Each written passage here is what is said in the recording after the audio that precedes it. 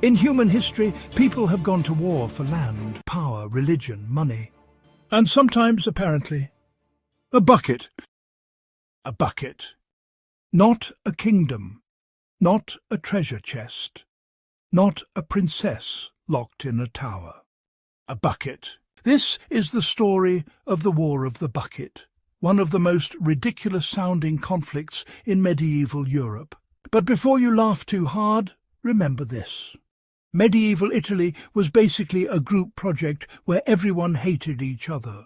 There was no single Italy yet. Just cities, walls, flags, armies, and enough political drama to make a royal family reunion look peaceful. Every city had its own government, its own army, its own flag, and of course its own deeply personal reason to hate the city next door. Two of these cities were Bologna and Modena. They were neighbours, which in medieval politics meant future enemies. Bologna supported the Pope. Modena supported the Holy Roman Emperor. And if there is one thing medieval people loved more than farming, it was choosing sides in a giant argument. These two sides were called the Guelfs and the Ghibellines, which sound less like political factions and more like two terrible football teams. For years, Bologna and Modena argued, raided, stole land, burned fields, and generally behaved like neighbours from hell. Bologna would say, "This land is ours." Modena would say, "No, it is ours." And the local farmers would say, "Can everyone please stop burning our crops?" Then, in 1325, things got worse. Because of course they did. Modena captured a strategic castle near Bologna. Bologna responded with the calm and reasonable decision to raise a massive army. Bologna had more soldiers, more confidence, more banners, more everything. Except, unfortunately, a good ending. Modena had fewer troops, but they had something even more dangerous than numbers. Plan. And somewhere in the middle of all this serious politics, religion, war, and medieval rage, there was a bucket. Was the bucket really the reason for the war? Not exactly. Was it the funniest part? Absolutely. So today, we are going to explain how a local rivalry, a giant political mess, and one extremely unlucky bucket created one of history's strangest war stories. Welcome to the War of the Bucket. A war that sounds fake, feels stupid, and somehow actually happened. To understand why two Italian cities almost destroyed each other over a bucket, we first need to understand medieval Italy. And unfortunately, medieval Italy was a mess. Today, Italy is one country. Back then, Italy was more like a giant plate of political spaghetti. There was no single king controlling everything. No central government saying, "Everyone calm down." Instead, northern Italy was full of powerful city-states. Milan, Florence, Venice, Bologna, Modena, and many others. Each city had its own walls, its own army, its own laws, and most importantly, its own ego. And when every city thinks it is the most important city in the world, peace becomes a very difficult hobby. Now, on top of that local rivalry, medieval Italy had one giant question. Who should control it? On one side, there was the Pope, the most powerful religious figure in Western Europe. On the other side, there was the Holy Roman Emperor, a man with a title so impressive it sounded like he won history bingo. The Pope said, "Italy should listen to me." The Emperor said, "Actually, Italy should listen to me." And the Italian cities looked at this massive power struggle and said, "Great, more reasons to hate each other." This created two major political teams, the Guelfs, who supported the Pope, and the Ghibellines, who supported the Emperor. The names were confusing. The politics were confusing. The alliances were confusing. Perfect conditions for medieval warfare. Bologna chose the Guelph side. That meant Bologna was Team Pope. Modena chose the Ghibellines side. That meant Modena was Team Emperor. And because Bologna and Modena were close neighbours, this was less like international politics and more like two angry roommates choosing opposite sides in an argument. One city said, "The Pope is right." The other said, "The Emperor is right." Then both said, "Also, your land should be mine." So, before the bucket ever appeared, the situation was already full of rivalry, religion, politics, land disputes, and people making terrible decisions with swords. In other words, the bucket did not create the chaos.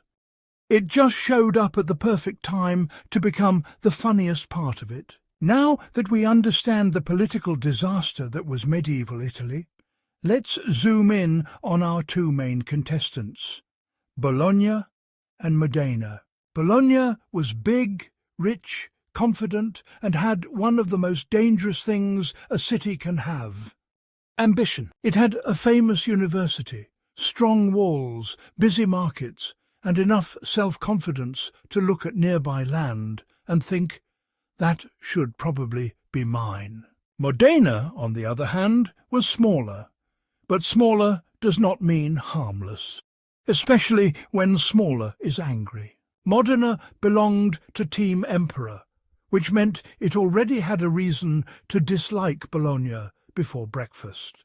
Bologna belonged to Team Pope, which meant it also had a reason to dislike Modena before breakfast. So every morning, both cities basically woke up and chose violence. Between Bologna and Modena were castles, villages, roads, farmland, and all the other things medieval people loved to argue about. One side would claim a castle. The other side would claim the same castle. Then everyone would act shocked when fighting started. And because this was the Middle Ages, talking it out was usually placed somewhere below "send men with sharp objects." Bologna often pushed into Modenese territory. Modena pushed back. Then Bologna pushed again. Then Modena pushed back again. It was less like diplomacy and more like two children fighting over the last cookie. Except the cookie was land.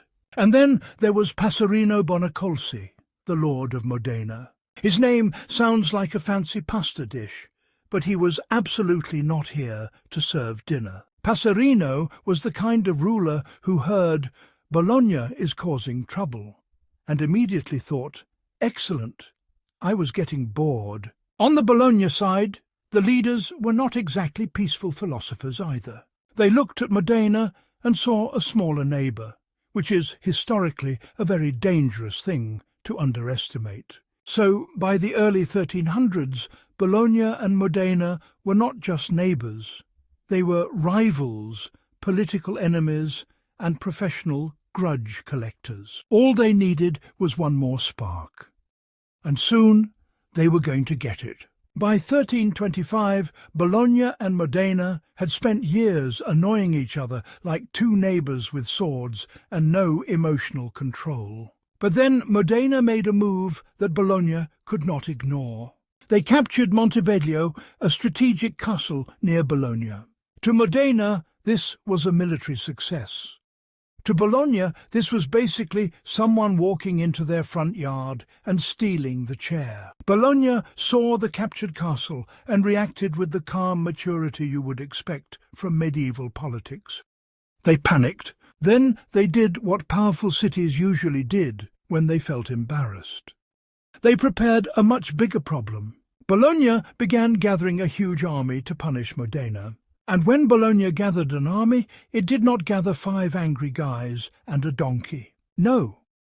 Bologna raised tens of thousands of soldiers because apparently the correct response to losing a castle was to create a human traffic jam with spears. Modena, meanwhile, had far fewer troops, but they had experience, cavalry, and the confidence of people who had already stolen someone's chair. And somewhere in this mess, the famous bucket begins to enter the story.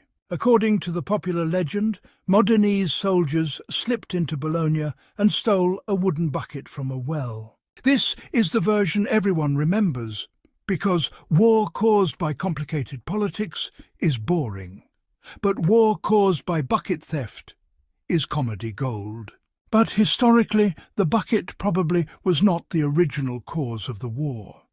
It was more likely a trophy taken after Bologna was humiliated. In other words, the bucket may not have started the fire, but it definitely became the funniest thing pulled from the ashes. Bologna, of course, did not enjoy being turned into the punchline of medieval furniture history. For Modena, the bucket was a trophy. For Bologna, it was an insult with a handle. And in medieval politics, an insult with a handle was still an insult. So now Bologna had an army, Modena had a castle, and history had a bucket. The stage was set for disaster. With Montevideo captured and the bucket legend hanging in the air, Bologna decided it was time to make a statement. Unfortunately, Bologna's idea of making a statement was not sending a strongly worded letter. No, Bologna's statement was an army, a very large army. According to the traditional numbers, Bologna marched with tens of thousands of infantry and thousands of cavalry. In other words, Bologna did not bring a punishment force. Bologna brought a medieval parade of bad decisions. The plan was simple. March toward Modena, overwhelm them with numbers, and remind everyone that Bologna was not to be embarrassed. This is usually the moment in history where someone should ask, "Are we sure this is a good idea?" But because this was medieval politics, that person was probably ignored, promoted backward, or sent to carry a spear. Bologna believed size would solve everything. And to be fair, having a much bigger army often helps. Unless, of course, you use it badly. Modena, meanwhile, looked at Bologna's enormous army and had a very different problem. They could not simply meet Bologna head-on and hope for the best. That would be less of a battle and more of a scheduling mistake for a funeral. So Modena needed something better than numbers. They needed timing, terrain, cavalry, and a commander who understood panic. Luckily for Modena, Passerino Bonacolsi was not the kind of man who saw a larger army and said, "Well, that seems fair." He saw a larger army and thought, "That is a very big group of people who can be made very confused." That is the dangerous thing about overconfidence. It makes an army look strong right before it starts making terrible choices. Bologna had numbers. Modena had a plan. And history was about to test which one mattered more. The two armies began moving toward the place where this rivalry would finally explode, Zappolino. And once they arrived there, Bologna would learn a very old lesson. Being bigger does not always mean being safer. In November 1325, Bologna's giant army finally moved toward Modena. They were confident, loud, heavily armed, and probably very annoying to march behind. The battlefield was near Zappolino, a small area that was about to become very famous for a very stupid reason. Bologna arrived with numbers. Modena arrived with timing. And in war, timing can be very rude to people who only brought numbers. Passerino understood that he could not let Bologna settle into a clean formation. A large army is scary when it is organized. A large army is hilarious when it is confused. So Modena's plan was simple. Make Bologna confused, then make Bologna regret being confused. The Modenese forces used movement, cavalry, and the terrain to pressure Bologna before it could fully control the field. Bologna, meanwhile, had the classic problem of large armies. Too many people, too many orders, and not enough understanding of what was happening. One commander probably shouted, "Go left!" Another shouted, "Go right!" and one poor soldier probably just wanted lunch. This is where confidence began to turn into concern. And concern on a medieval battlefield is usually just panic warming up. Modena pressed harder. Cavalry moved. Infantry advanced. Bologna's neat plan began to look less like a plan and more like a suggestion. Then the pressure hit the weak points. At first, Bologna tried to hold, but holding a line is difficult when the line has started asking questions. Someone stepped back. Someone else thought that meant retreat. Someone else saw that person retreating and decided this was now a group activity. And just like that, the biggest advantage Bologna had began turning into the biggest problem Bologna had. The battle had begun, and Bologna was already learning that numbers do not help much when everyone is running in a different direction. Once panic entered Bologna's army, it did what panic does best. It spread. A few soldiers stepping back became a few more soldiers stepping back. And on a battlefield, when enough people step back at the same time, that is no longer stepping back. That is called running away. Modena saw the confusion and did exactly what a smaller army should do when a larger army starts falling apart. They pushed harder. Cavalry hit the weak points. Infantry pressed the line. Bologna's army began to fold like a badly made tent. At this point, Bologna still had more men. Unfortunately, many of those men were now using their legs for the wrong direction. Some soldiers thought the battle was lost. Others did not know what was happening. And a third group probably just followed the fastest person. This is one of the great problems with panic. It does not need permission. You do not need an official announcement saying, "Dear soldiers, please begin panicking now." Panic simply appears, looks around and says, "I live here now." Bologna's commanders tried to restore order, but restoring order in a collapsing medieval army is like organizing a library during an earthquake. Orders got lost, signals got missed, and every second made the problem worse. Modena kept pushing, and Bologna kept discovering new and exciting ways to not be organized. What had started as pressure now became collapse. Then came the moment every commander fears. The retreat stopped being an order and became a rumor. Someone shouted, "Fall back!" Someone else heard, "Everyone run!" And history politely decided not to correct them. And when a medieval army runs, it does not run neatly. It runs through itself, over itself, around itself, and occasionally directly into someone holding a very pointy object. Bologna's massive army had become a massive problem with shoes. Modena did not need to defeat every Bologna soldier. They just needed Bologna to defeat its own formation. And that is exactly what started happening. The line broke, the retreat spread, and suddenly Bologna's invasion looked less like an attack and more like a very expensive group exercise in leaving. The Battle of Zappolino was no longer a contest of size.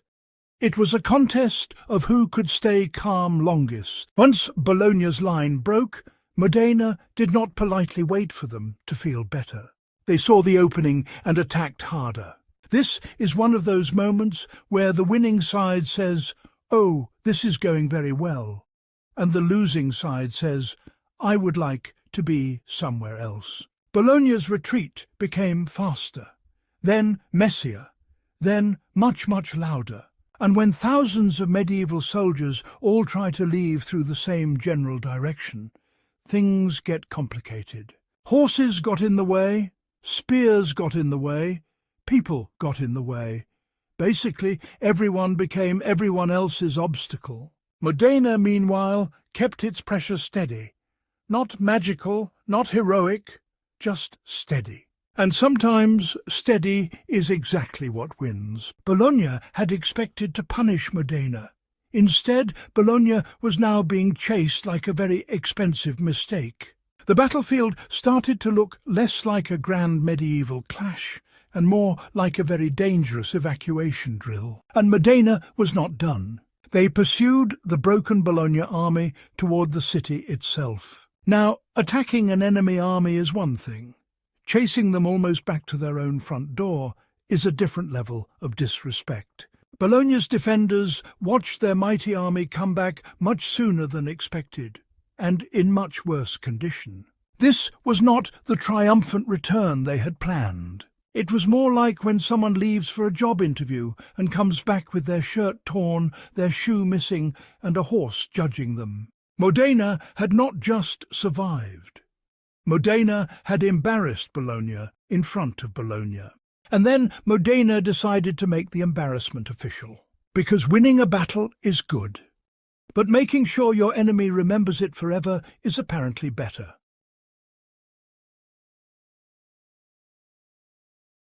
After chasing Bologna's army back toward its own city, Modena had already won the battle. But winning was not enough. This was medieval Italy. If you defeated your enemy, you also had to make sure they felt personally attacked by it. So Modena did something beautifully petty. They held a celebration near Bologna's own gates. Imagine losing a battle, running home, closing the door, and then hearing your enemy throw a party outside. This was not strategy anymore. This was emotional damage with banners. And then came the object that would make this whole disaster unforgettable. According to the famous story, Modenese soldiers took a wooden bucket from a well near Bologna's gate. Not a crown, not a sword, not a sacred relic. A bucket. But that is exactly why it worked. A normal trophy says, "We defeated you." A stolen bucket says, "We defeated you, and then we took your household items." For Modena, the bucket became proof that they had not only won, but won loudly. For Bologna, the bucket became a wooden reminder that everyone had seen what happened. And that is how a simple object became the most famous part of a much bigger conflict. The politics were complicated. The war was brutal. The rivalry was old. But the bucket was easy to remember. And history loves anything that can be summarized in one stupid sentence. Two cities fought over a bucket is not the whole truth. But it is definitely the version people are going to click on. Modena carried the bucket home, and with it they carried one of the strangest victory symbols in European history. A city had lost a battle. Another city had gained a legend. And the bucket was just getting started.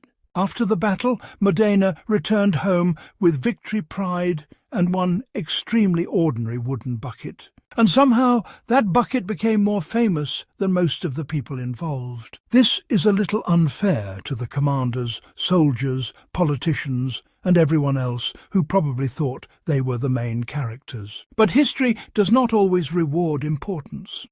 Sometimes it rewards branding. And the bucket had excellent branding. It was simple, it was funny, it was humiliating. Modena kept the bucket as a trophy, a physical reminder that Bologna had marched out proud and come back embarrassed. For Bologna, the bucket was not just stolen property, it was a portable insult. A flag can be captured, a sword can be taken, but losing a bucket? That is aggressively domestic. It made the defeat feel personal, almost like Modena had won the battle and then gone through Bologna's kitchen. And if there is one thing medieval cities hated more than losing, it was losing while being laughed at. So the bucket did what no ordinary military report could do. It turned a military defeat into a story people could repeat for centuries. Remember when Bologna lost? Became, remember when Bologna lost so badly they lost a bucket? That is the power of symbolism, especially when the symbol has a handle. Over time, the bucket became part of Modena's identity, not because it was valuable, but because it was memorable. And that is how you know your propaganda worked, when your enemy's embarrassment becomes your souvenir. Bologna could recover from a battle, but recovering from a joke is much harder. And unfortunately for Bologna, this joke had excellent long-term durability. The war would end, the politics would shift, the city rivalries would continue. But the bucket stayed. Now, before we give the bucket too much credit, we should probably ask an important question. Did Bologna and Modena really go to war because of a bucket? The short answer is, not exactly. The long answer is, medieval politics was already on fire, and the bucket was just the weird thing everyone remembered from the smoke. Bologna and Modena were already enemies long before anyone started caring about household equipment. They had rival alliances, rival ambitions, disputed castles, angry borders, and enough old grudges to fill a very depressing scrapbook. So, if someone says they fought only because of a bucket, they are skipping a few minor details. And by a few minor details, we mean decades of political hatred, military raids, and people with swords making everything worse. The bucket was not the match. It was more like the ridiculous souvenir found after the house had already burned down. But that does not make the story less interesting. It actually makes it better, because now we get two stories at once: the real conflict and the absurd legend that made everyone remember it. The real conflict explains why the war happened. The bucket explains why people still talk about it. That is the strange magic of history. The important causes are usually complicated, but the silly details are what survive in people's brains. Nobody wants to summarize a century of Guelf and Ghibelline politics at dinner. But they stole a bucket and everyone got mad. That travels. It travels from taverns to poems, from poems to books, from books to videos like this one. And somewhere along the way, the bucket became bigger than the battle. Which is unfair, but also very funny. So no, the war was not really started by a bucket. But history remembered it as if it was. So what do we learn from the War of the Bucket? First, never underestimate a smaller neighbour with a plan. Bologna had more soldiers, more confidence, and more banners. Unfortunately, banners do not stop panic. Second, politics can make people do extremely dramatic things for extremely stupid reasons. And third, if you're going to steal something from your enemy, choose wisely. A crown is impressive, a sword is heroic. But a bucket? A bucket is unforgettable for all the wrong reasons. The bucket worked because it was ordinary. It made the defeat feel less like a military event and more like a personal roast. And humans are very good at remembering insults. Empires rise and fall. Alliances change. Kings die. Maps get redrawn. But a good joke can outlive all of them. That is why the War of the Bucket still sounds ridiculous centuries later. Not because the whole war was actually about a bucket, but because the bucket turned a complicated conflict into a story anyone could understand. It is history's way of saying, yes, there were serious causes. But also, look at this bucket, and that is kind of beautiful, in a deeply stupid way. There is also a lesson about pride. Bologna's pride helped push it into a battle it expected to win. Modena's pride helped make sure Bologna would never forget losing it. And the bucket became the perfect monument to both. A monument made of wood, humiliation, and questionable decision-making. So, if there is one final lesson before the conclusion, it is this. Never let your enemy choose the souvenir. And that is the strange story of the War of the Bucket. A war that sounds fake, feels ridiculous, and yet somehow tells us a lot about real human behaviour. Because underneath the jokes, the bucket, and the deeply questionable decision-making this was still a real conflict. People fought, cities suffered, politics got messy, and then history looked at all of that and said, nice, but what about the bucket? That is why the story survived. Not because it was the most important war in Europe, not because it changed the fate of the world, but because it gave history something very powerful. A simple, stupid, unforgettable image. 2 cities, 1 rivalry, 1 battle, 1 bucket, and suddenly a complicated medieval conflict became a story anyone could tell in 1 sentence. That is both unfair and exactly how people remember things. We remember symbols, we remember insults, we remember jokes, and unfortunately for Bologna, the joke had a handle. So, the next time someone tells you history is boring, remind them that once, in medieval Italy, a war became famous because of household equipment. Not a legendary sword, not a sacred crown, not a dragon. A bucket. And maybe that is the perfect ending. Because history is not just kings, battles and borders. Sometimes history is also what people refuse to stop laughing about. And for Bologna and Modena, that thing was a bucket. Thanks for watching. And remember, if your neighbour steals your bucket, maybe start with a conversation. Or at least do not immediately raise 30,000